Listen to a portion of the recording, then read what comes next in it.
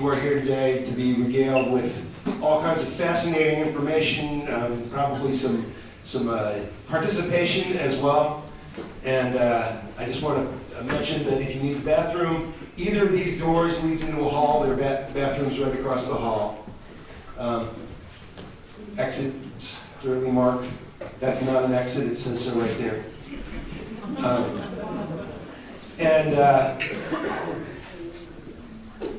The schedule has changed just a little bit. Instead of Meg Highland, who is facing a medical emergency, the third paper of the morning will be a guest appearance by Lynn Phipps, who will introduce us to the subject that she will be conducting a workshop on, which is walking songs. That's not strolling songs, but rather processing wool in a traditional way that happens in Scotland. So that, and then we're also going to give an opportunity for folks after that, because that will be a fairly brief presentation. So you might want to start thinking about this as you listen. Observations, thoughts, comments, suggestions about the symposium itself, and any sorts of things that you like or dislike or are interested in changing or think should happen even more. We would love to hear about that. Without further ado, I'm going to introduce our first speaker of the day.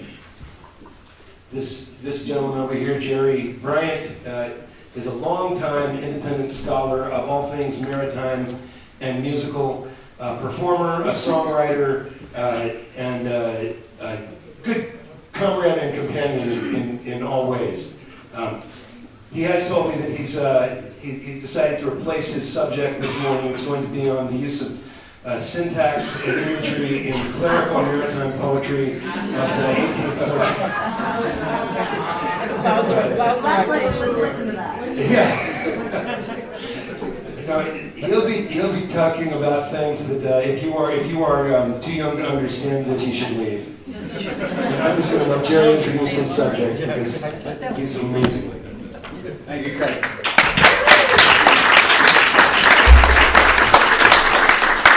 So I need both hands to manipulate this presentation. Let me know if you cannot hear me back there, and I'll speak louder, but I can't do this the whole time. That just won't work. You're loud enough, Jerry. Yeah, I've heard that many times. You're lewd enough, Jerry. Lewd enough.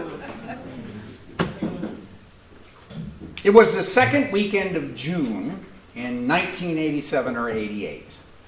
Mystic Seaport Museum was holding its annual Sea Music Festival with Stanley J. Hugill as a featured performer.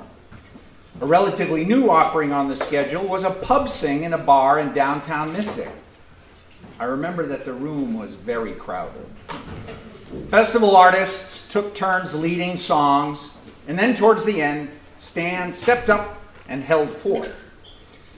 We shanty devotees hung on every word, note, and hitch when Stan sang, but that night we got something special.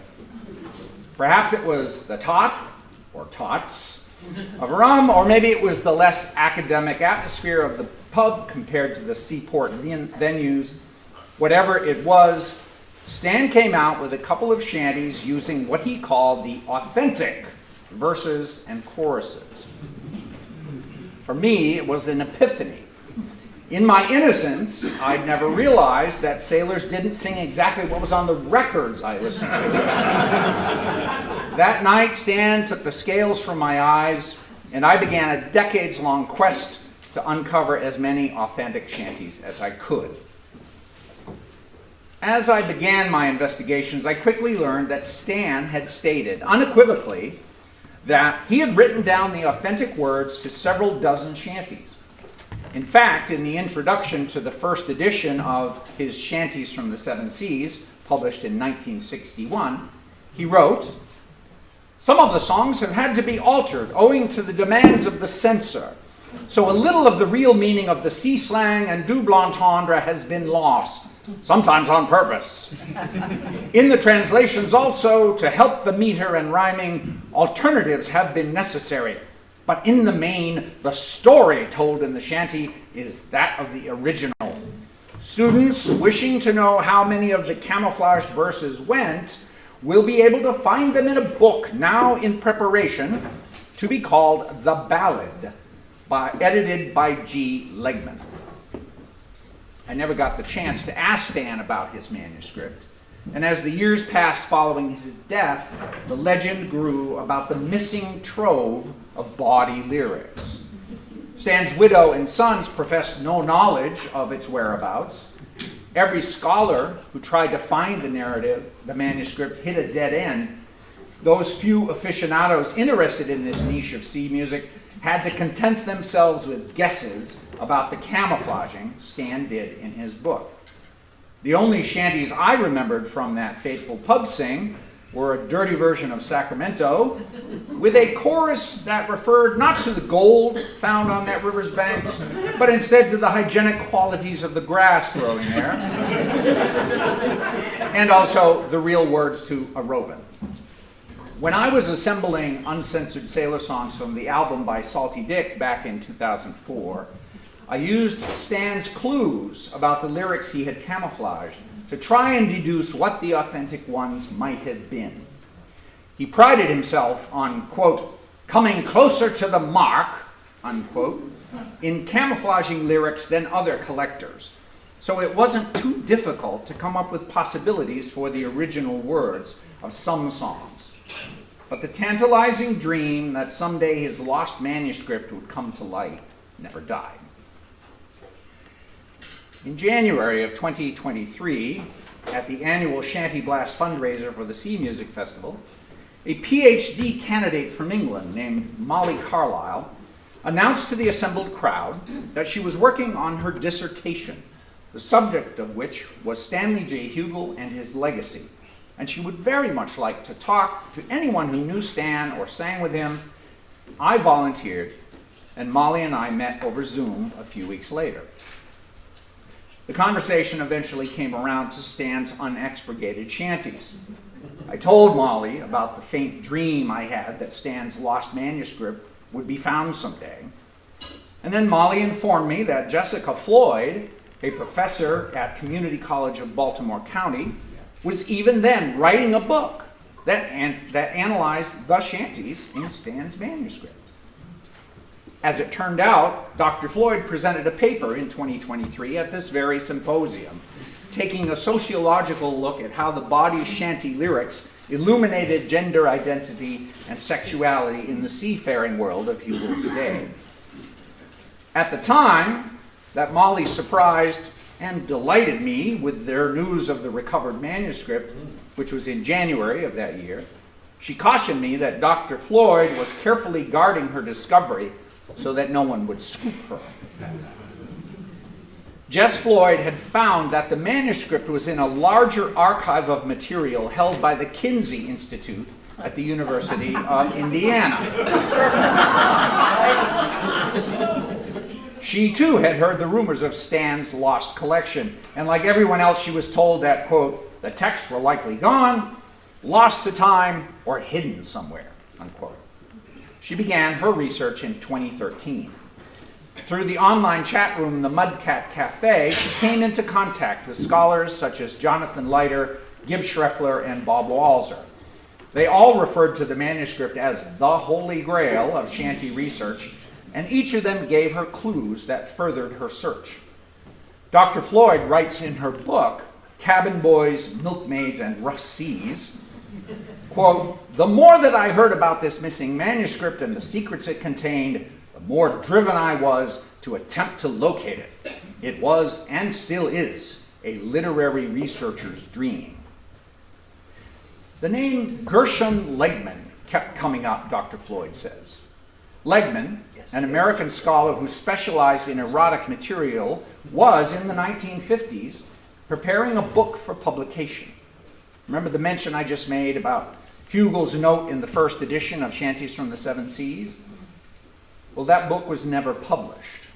But some of the clues that Jess was following pointed to Legman as the recipient of Hugill's collection. Ultimately, Dr. Robert Walzer gave Jess the contact information for Legman's widow, Judith. In late 2014, Jess Floyd began an email correspondence with Judith Legman. In her very first response to Jess's inquiry, Ms. Legman wrote, quote, "Your request is very timely.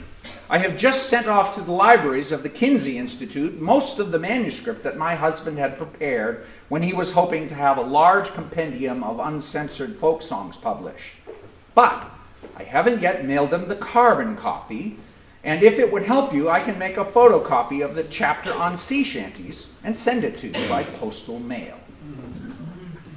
When Jess opened the package from Ms. Legman, she writes, quote, "I began to feel my fingers go a bit numb with the excitement spurred by what I was seeing. On several pages, interspersed between examples of other sea songs and shanties, were entries that contained the name Stan Hugill and the title Sailing Ship Shanties. The title was too close to Hugill's Shanties from the Seven Seas for me to refrain from making the obvious connection that I held in my hands the unmasked version of Hugill's Shanties. Among the pages Dr. Floyd received is one that looks like a title page.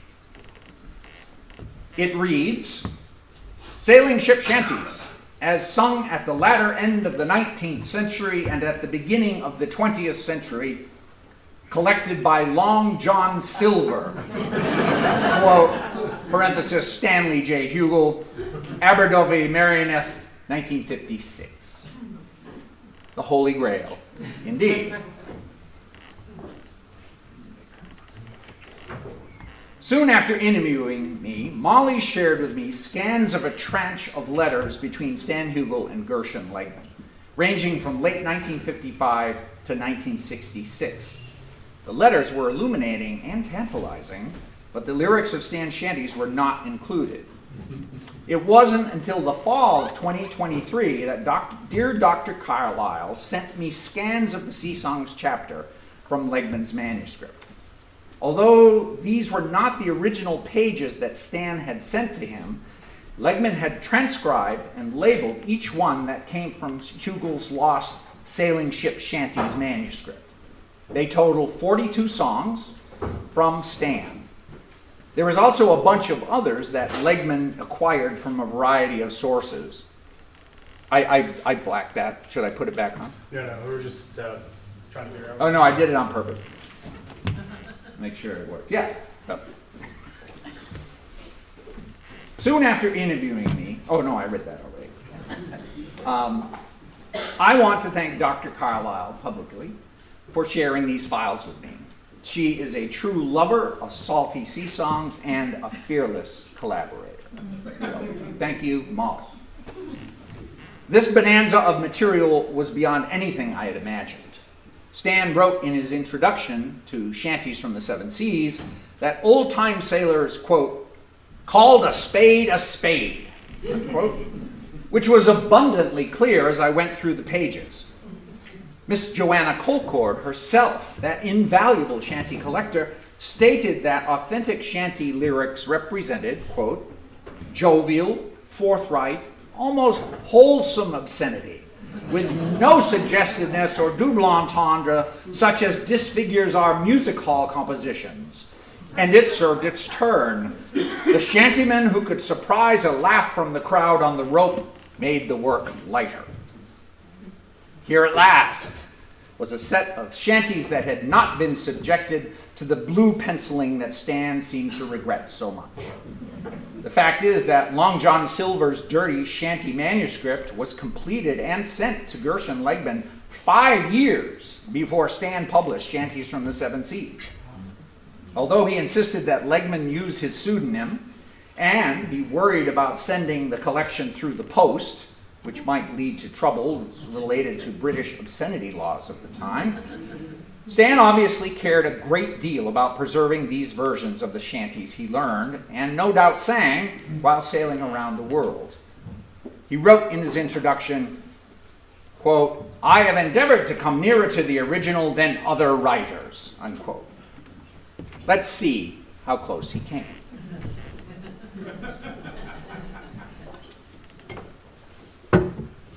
33 of the shanties that are in Shanties from the Seven Seas were in the lost manuscript that Stan sent to Legman. He also included fragments and floating verses and other oddments, such as this little hand-over-hand song. Do, re, mi, fa, sol, la, ti, do. What makes me fart, I don't know. Here is a list of songs that are in Shanties from the Seven Seas for which Stan provided dirty versions. I wish I had the time to share even a third of what is in the manuscript, but alas, I must be brief. However, you will find for sale on the merch table in the big tent down by the river a new recording by Salty Dick, which contains a round dozen of these shanties in all their original glory. I've selected 5 shanties today that Stan camouflaged significantly for his book to give you an idea of how the young men on those long-ago windbags lightened their labors. I must warn you, sincerely, that the lyrics and quotes you'll be hearing are truly obscene, and there are racial slurs in many of them, which were acceptable in the 1950s but are taboo today. Now's your chance to leave. We will start with the very popular Whoop Jamboree, which Stan titled with true sailor frankness, Ginny, Keep Your Asshole Warm. In Shanties from the Seven Seas, Hugill gives the title of this heaving shanty as Jamboree, with 2 alternatives. Ginny, keep your ringtail warm. Ginny, get your oat cake done.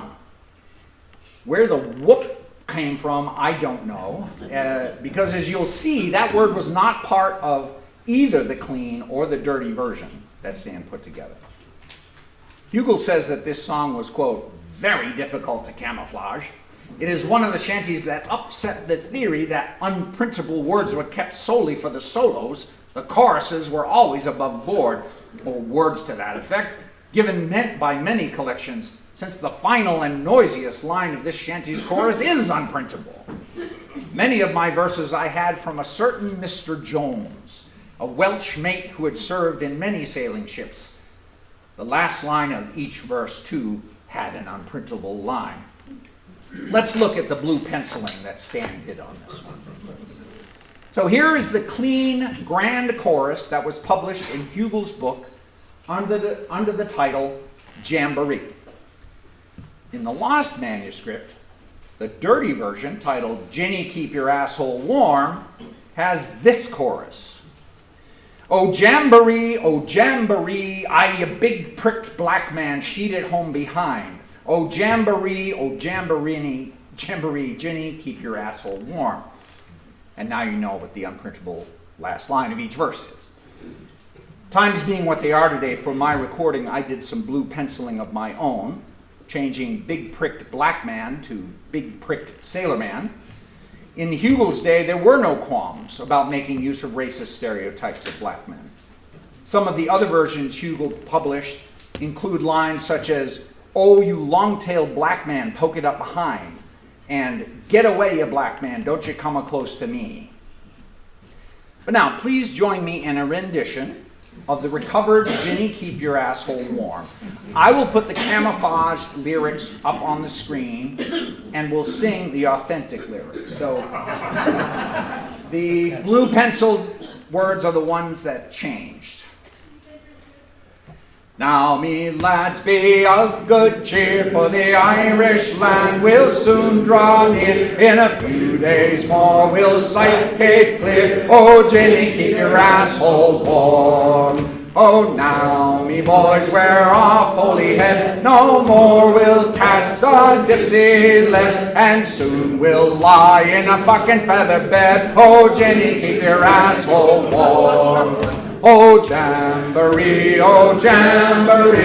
you big prick black man, sheeted home behind. Oh jamboree, oh Ginny, keep your asshole warm.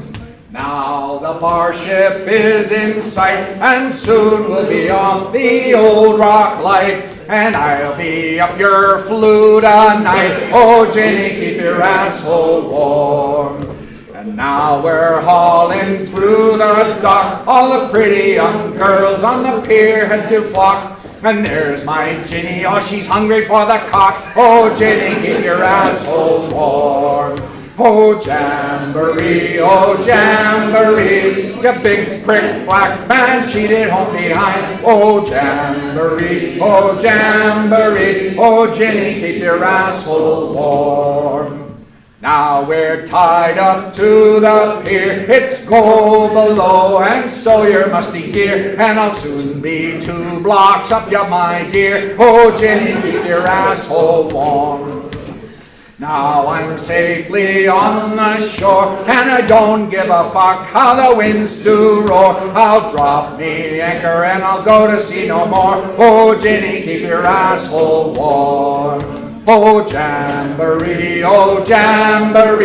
you big prick black man, cheated home behind. Oh Jamboree, oh Ginny, keep your asshole warm.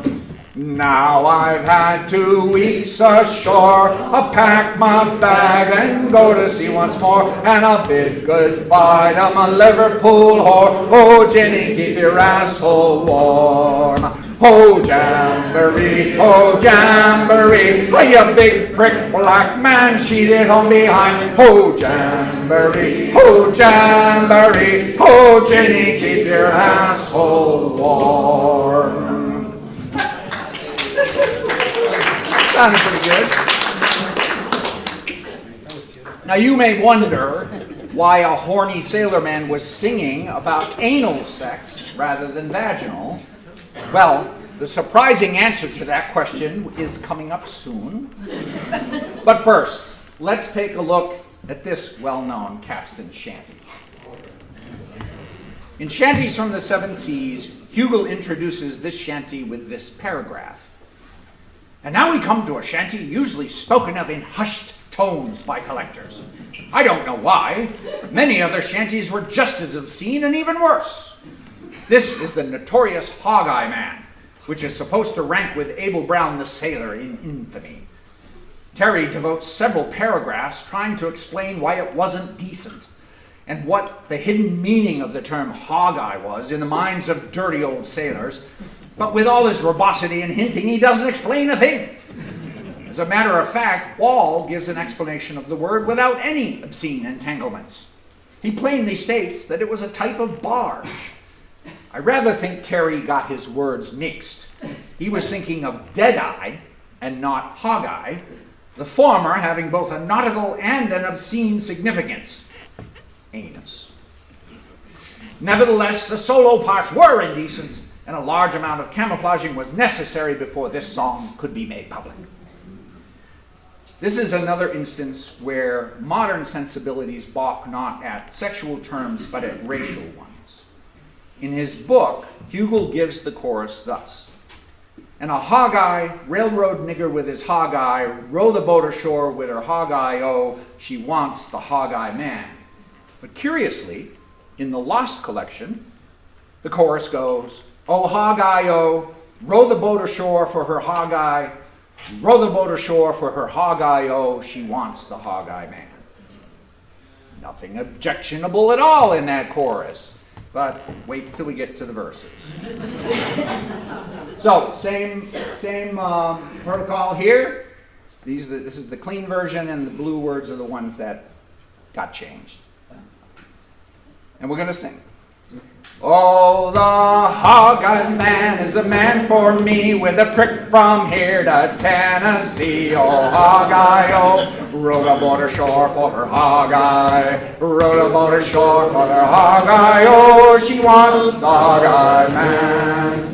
Oh, Jenny's in the garden a-picking peas, and the hair of her snatch hanging down to her knees. Oh, hog-eye, oh, row the boat ashore for her hog-eye, row the boat ashore for her hog-eye, oh, she wants the hog-eye man. Oh, who's been here since I've been gone? A big bog nigger with a hard-on. Oh, hog-eye, oh, row the boat ashore for her hog-eye, row the boat ashore for her hog-eye, oh, she wants the hog-eye man. If I catch him here with me Ginny anymore, I'll tattoo his dusters and he won't fuck anymore. Oh, hog-eye, oh, row the boat ashore with a hog-eye, row the boat ashore for her hog-eye, oh, she wants the hog-eye man. There are several verses in the dirty version that apparently Hugill didn't even try to camouflage. They have no equivalent in shanties from the Seven Seas. A couple of examples. Soon he had her like a schooner on the rock. She was a little maid who had never seen a cock. And his bowsprit was hard, his bowsprit was long. He tickled her innards while he sang this little song. There are also a few verses that describe sexual assault, and those I will not share. Next up is a shanty that Hugill believed was quite old, Cheerly Man. His introduction reads, Cheerly Man, a halyard shanty, is only just faintly removed from singing out and is probably the most primitive and one of the oldest of all these heaving and hauling songs of the sea. It was obscene to a degree, and most versions have had to be camouflaged. Although C.F. Smith points out that the very fact that it was sung in passenger-carrying ships proves without doubt that it had clean words, since indecent chanting was taboo aboard passenger sailing vessels. Every verse in this song has blue penciling. Here's just a sample, because Hugill gives 11 verses. Oh, Nancy Dawson, yo, Cheerly Man. She's got no drawers on, yo, Cheerly Man. And like said, head on, yo, Cheerly Man. Oh, Holly, yo, Cheerly Man. Oh, Sally Racket, yo, Cheerly Man. Who'd like to shag it, yo, Cheerly Man. And get a packet, yo, Cheerly Man. Oh, Holly, yo, Cheerly Man. Oh, Floor Banana, yo, Cheerly Man. She likes a banana, yo, Cheerly Man. Stuck up her vagina, yo, Cheerly Man. Oh, Holly, yo, Cheerly Man. Oh, Widow Skinner, yo, Cheerly Man. Likes cock for dinner, yo, Cheerly Man. Long, thick, or thinner, yo, Cheerly Man. Oh, Holly, yo, Cheerly Man. Oh, Mrs. Duckett, yo, Cheerly Man. Shits in a bucket, yo, Cheerly Man. Who'd like to fuck it, yo, Cheerly Man. Oh, Holly, yo, Cheerly Man. And so on, and so on. Hugill notes that the author of 2 Years Before the Mast, Richard Henry Dana, quote, in the 1830s aboard the brig Pilgrim, often joined in the singing of Cheerly Man, unquote. One does therefore wonder, what lyrics did the Pilgrim's shantymen sing? Our next shanty is the saltpeter shanty, named for the nitrates in the form of seabird guano carried back to Europe from South America. Stan writes, the shanty I have named Saltpeter Shanty was a great favorite with crews of ships in the saltpeter and guano trades of the west coast of South America. It is one of 4 shanties rarely heard in other trades, the other 3 being Rollicky Randy Dandio, Serafina, and the Girls of Chile. They have rarely found their way into print owing to the difficulty in camouflaging them. They were all obscene to a degree, even the refrains and choruses being extremely bawdy. I had this one from Spike Sennett, an old sailing ship AB. It was used at the capstan. And here's how Stan applied camo to this song. The filth is entirely in the chorus and in the refrains. Here's the first verse and chorus of the clean version.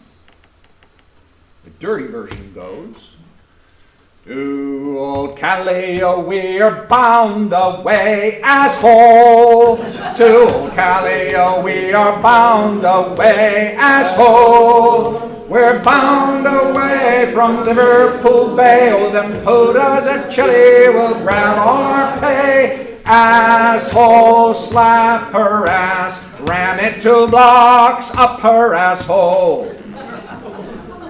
The first and second verses had almost no blue penciling. The Spanish word putas, which translates to whores, stayed in, while in the verse 2, the word pimp was changed to crimp. Hugill didn't try to camouflage the third original verse, he just left it out, as he did with the not-so-bad fifth verse. And they go, "Old madam, the judge stands her tarts in a row, asshole. Oh, madam, the judge stands her tarts in a row, asshole. They're a-powdering their fannies, they're scenting their holes, awaiting us jackshites to flush out their holes. Asshole, slap her ass, ram it 2 blocks up her asshole. Them putas of Chile, oh, they're hard to beat, asshole. Them putas of Chile, oh, they're hard to beat, asshole. With a blow-through and a rumper and a skin full of wine, but them bastards is poxing us all of the time. Asshole, slap her ass, ram it 2 blocks up her asshole."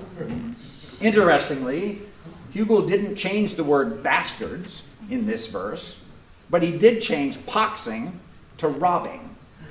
Venereal disease was a taboo subject in the 1950s. Now the Brits in the audience, any Brits in the audience? The Brits in the audience will know that in this song the word fannies doesn't mean what we Yanks think. It refers to the front rather than the back of a woman's pelvic area. Legman, an American, included extensive notes for this shanty, which were no doubt furnished by Stan, describing the vernacular terms such as 2 blocks, tight together like the sheaves of a pulley block. Jackshite, a British sailor. Blow-through, an act of intercourse, not oral. Rumper, rompir el culo, anal intercourse preferred by sailors even with women in the belief that it reduced the danger of venereal disease. Poxing, infecting venereally. So that is a little bit of new history there. As I was going through the manuscripts, I was starting to realize so many of them deal with anal sex. And when I found that note, that's why. The next shanty is obscure.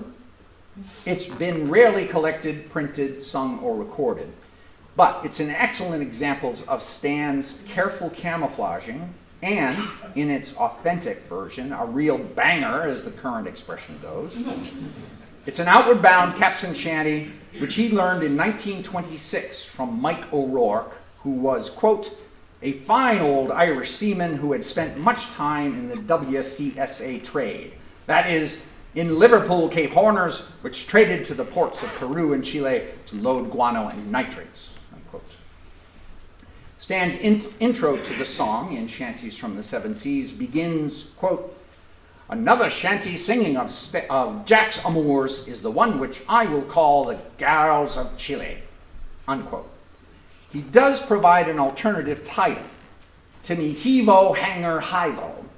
Now, Stan doesn't say if this alternative title is one he made up, but when you've seen the authentic, unexpurgated version, you'll realize that that title has nothing to do whatsoever with the shanty, so it's likely that he did make it up. Stan goes on to say, quote, "Both the verses and refrains I have had to alter to make the song printable. Sailors abused foreign lingos no end. It was quite a pastime in the old days, and the original refrains of this shanty were nothing more than bawdy alterations of Spanish phrases. I think the reason it is rarely found in print is not because it only circulated among seamen in certain trades, as some believe, but because of the difficulty of camouflaging it. I've come to like this shanty a lot. It has a kind of freshness, since it's rarely heard, and the authentic lyrics have a certain charm and, dare I say, poetry to them. Stan published all the verses that appear in the lost manuscript, cleaned up, of course, so we can clearly see how he plied his blue pencil in cleaning it up. And, having access to the original, you can appreciate his skill with the rhyme. He preserved all of the rhymes while applying the camouflage. So you may not be familiar with this, but I'm going to sing all the verses, and hopefully you'll come around to it and tail on. Well, not tail on. You'll heave on the bars with me and get the angle. To Chile's coast we are bound away, to me RC ho bungalero. To Chile's coast we are bound away, we'll shag and all drink pisco. To Chile's coast we are bound away, where them little Spanish gals hawk their tripe all day. To me RC bungalero, sing ole for a two-way whore. And when we get to Vallepo, to me RC ho bungalero. And when we get to Vallepo, we'll shag and all drink pisco.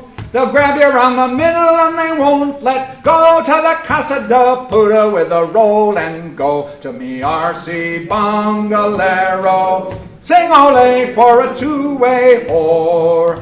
Them gals of Chile, they are hard to beat, to me RC ho bungalero. Them gals of Chile, they are hard to beat, and we'll shag and all drink pisco. They shag like a hen when a cock it meets, oh, rumper la cola is a sailor's treat.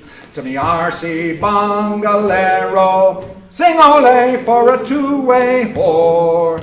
My trim little packet is a very smart craft, to me RC ho bungalero. My trim little packet is a very smart craft, we'll shag and all drink pisco.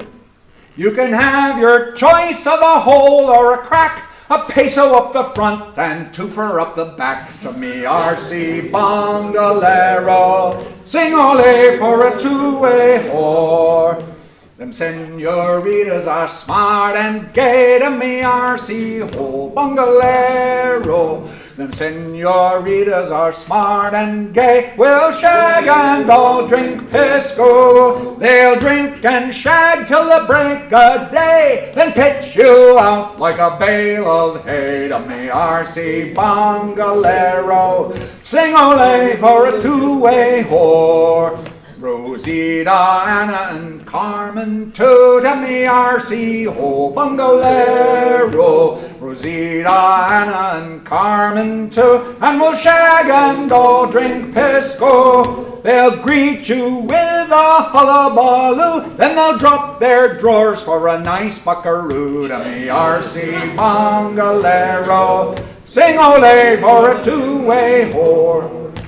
Them senoritas, as we know well, to me RC ho bungalero. Them senoritas, as we know well, will shag and all drink pisco. They're red hot devils from the other side of hell. Keep your hand on your money when you fuck a Chili Belle. To me RC bungalero, sing ole for a two-way whore.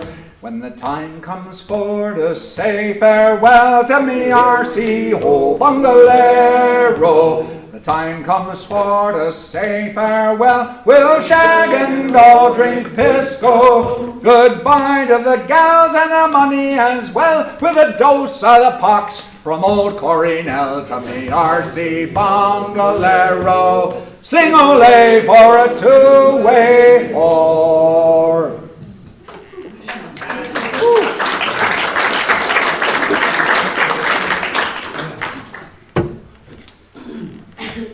Hugill provided a note to Legman about the term rumper la cola. The rumperculo phrase, arsebreaker, referring to anal intercourse, also exists in Italian. And then he goes on to cite a book from the 1750s with that expression in it. So that was Stan, quite well read. But in another part of the manuscript, Stan is more coy, stating, quote, rumper la cola, popular with seamen in South America trading ships, signifying sodomy. One specific line in the song is an example of how even a filthy shanty can illuminate sailor history. Given that seamen preferred anal intercourse with prostitutes, thinking they were less likely to be poxed, it's clear from the couplet, You can have your choice of a hole or a crack, a peso up the front and 2 for up the back. That the working women of Valparaiso, at least, had a good grasp of the law of supply and demand. Well, Stan Hugill thought that he had ensured that his collection of bawdy chanties would be published back in the late 1950s. He had sent Gershon Legman his sailing ship chanties manuscript with careful notes and even a pseudonym in the expectation that Legman's monumental work of bawdy verse, song, and lore, the ballad, would preserve the authentic lyrics that Hugill so clearly felt were important. Hugill was so certain that the ballad would be published that he explicitly requested that Legman wait to put it out until Chanties from the Seven Seas came out in 1961, so that the unique chanties Hugill had collected wouldn't be scooped. Ultimately, the ballad never appeared, and Hugill never reclaimed his manuscript of Bawdy Chanteys from Legman. Hugill died in 1992, and Legman in 1999. But there isn't any evidence of further collaboration between the two men after the 1960s. Perhaps it's because Hugill's book was a success and his career as an author and performer took off following its publication. Apparently, Hugill didn't keep a copy of his manuscript, which is what led to the eventual mystery of its whereabouts. Now, the mystery is solved, thanks to Dr. Jessica Floyd. Anyone can access the Legman archive at the Kinsey Institute. Dr. Floyd, in her book, gives the lyrics of 24 of the Bawdy Chanteys. Salty Dick will be posting on his website the lyrics and notes to 12 of Hugill's chanties, as well as those of 11 others. You can come to the Bawdy Song Session tomorrow night at the Corinthian Yacht Club and no doubt hear some of these songs. But that is all the time I have. So thank you very much.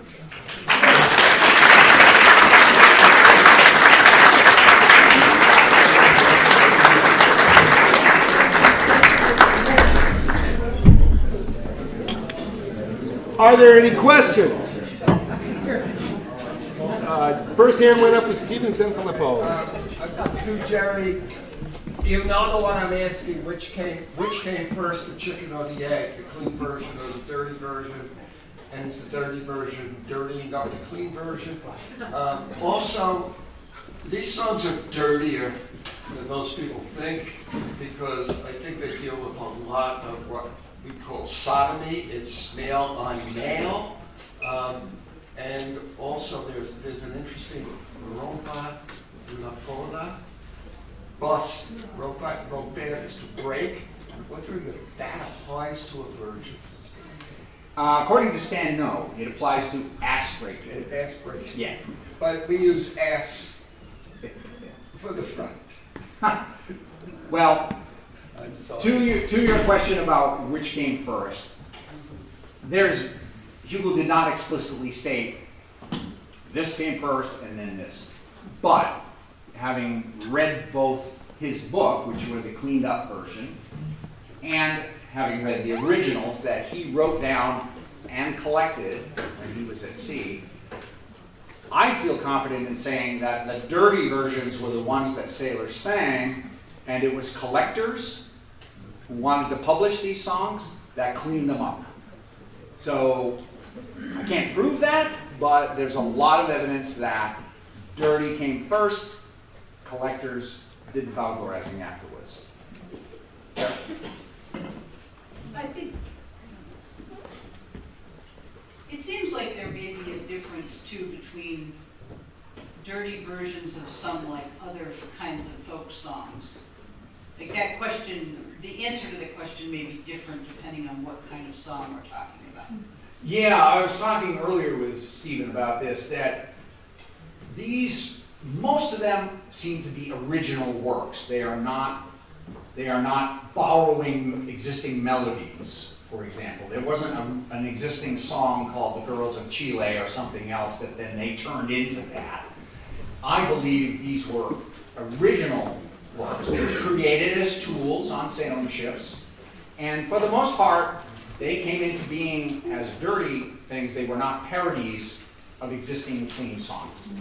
That's based on my perspective. Yeah, you might make an exception for something like Banks of Sacramento. Right? Exactly. That's kind of the classic conundrum. Well, did the sailors take it from Stephen Foster, or did Stephen Foster take it from them, and which came first?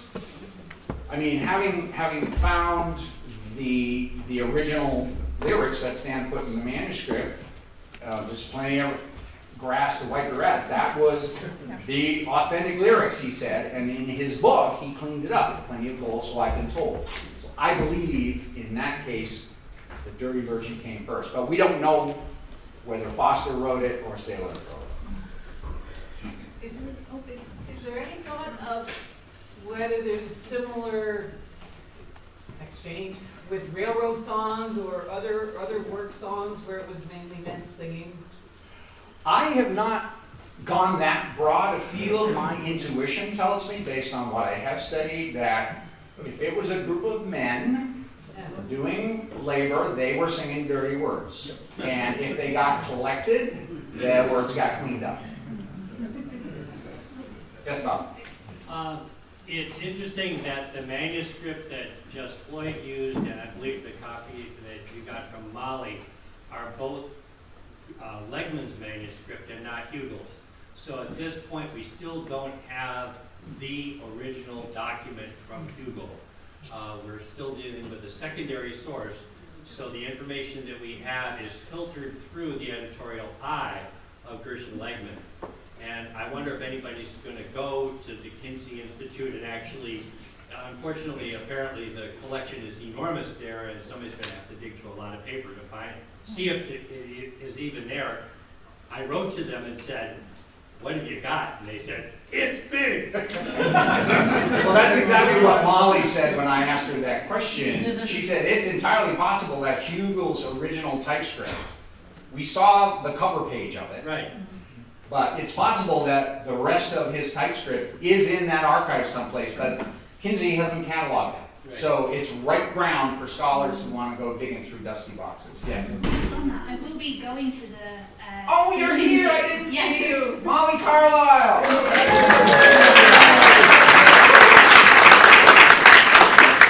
It's on my to-do list to actually go there. Because the only reason why they gave me a copy of the manuscript was because I kept saying, like 7 emails saying, I will go there myself, I will go through or I'll pay someone, I'll pay a student to go through it. And finally they relented and went, okay, oh, here it is, we managed to find it. But you just need someone to really push and just go, okay, you really want this specific manuscript, it's in there somewhere. Because I also strongly believe it must be in there somewhere. Yeah. Chances are. Yeah, I have an email that I got from a fellow named Chris Roach, some of you know him, just a couple of weeks ago. And he mentions you, Jerry, and you, Molly, and says, he talks about this very issue, he says he has a copy of the 150-page manuscript that he got digitally from Kinsey's. Ah, okay. So they had. But he credits Molly with having dug it up. So. But do we know that it's Stan's original, or is it Legman's transcription? Just Chris Stoops. Yeah, okay. Greg? I just wanted to return for a minute to something you discussed earlier. I'm thinking about the fact that sensibilities in the early 19th century, in conjunction with the religious revivals and New England kind of history of Puritanism, that's the period when these shanties start to be created. So I wonder if you just consider the possible effects on that in terms of the chicken and egg question, right? That perhaps, and likewise, the cotton stowing shanties from Mobile and New Orleans are being sung essentially in a public space right along the levee. So and again, there's plenty of grass to wipe your ass is funny largely because it's a play on there's plenty of gold, so I've been told. Right? The other way doesn't really work. So just things to consider when you think about all sailor songs where There's probably a range. There absolutely is. And as the quote from the mention I made that C.F. Smith says, well, there obviously was a clean version of this song because it was sung on passenger ships, and that was true. Captains did not allow obscene shanties on passenger vessels, or if their wife was aboard, or if their kids were on board. I mean, it's surprising that Joanna Colcord was able to collect these songs, given that she was sailing with her dad as a kid, and yet she's learning these songs and knew they were wholesomely obscene. So, I don't know how that happened. When you posted the Jamboree lyrics, I had this memory of seeing something from minstrel shows for a Jamboree song. And I wonder also of the representation of black people in there, plus the minstrel show. Possibly, you suggest? Is there a suggestion of any possible link? It's definite. Hugill refers to it. Many of the shanties in his book, he says, "Oh, this was a nigger minstrel.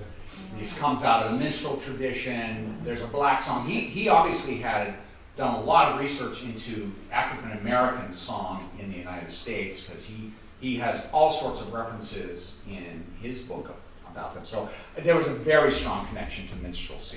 Yeah. Just parenthetically, that being said, neither the lyrics nor the melody of the Sailor Jamboree remotely resemble the minstrel song Quick Jamboree. Right. Yeah. So, same concept, but different things. Yeah.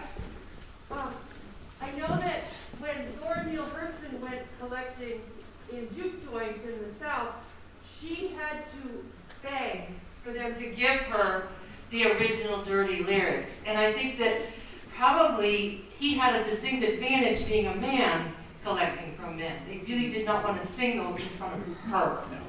No, I think you're exactly right. I have time for one more, and then just Charlie's turn. Go ahead, Charlie. Yeah, a question. Lucy Long would be another minstrel song that you have included in your inventory. Sure. And I think it has the chorus might be similar, but then it varies, it goes off somewhere else. It's much more of a ballad, Lucy Long, than as a minstrel song. Molly, I'd like to hear your comment or question. It was more, so you mentioned, I'll try and keep this quick. So you mentioned the fact that you heard this for the first time, the Bawdy Chanteys, in that pub sing. And I find it fascinating that Hugill did not sing these songs in Britain. So I have my own theories, but I wanted to hear your take on why he was comfortable singing it here in front of the audience at Mystic, but refused to sing them point blank in front of women in Britain, or at all when he was doing these folk songs. I can only surmise that as he got older, he loosened up a little bit, and he clearly cared a great deal about these original lyrics. He did a huge amount of work to preserve them, and it could be that as he's in the 80s, he's getting older and he knows the manuscript is gone and no one's singing them. It may have been about, geez, if I don't share some of these, and I'm sure Mystic Seaport had the atmosphere to make him feel a little more comfortable in sharing. That's my theory. Yeah. All right, I thank you all for your attention,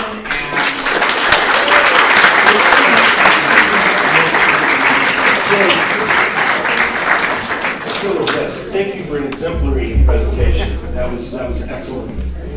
We need just a couple of minutes to check the audio, and then we'll get going with Charlie and Carr.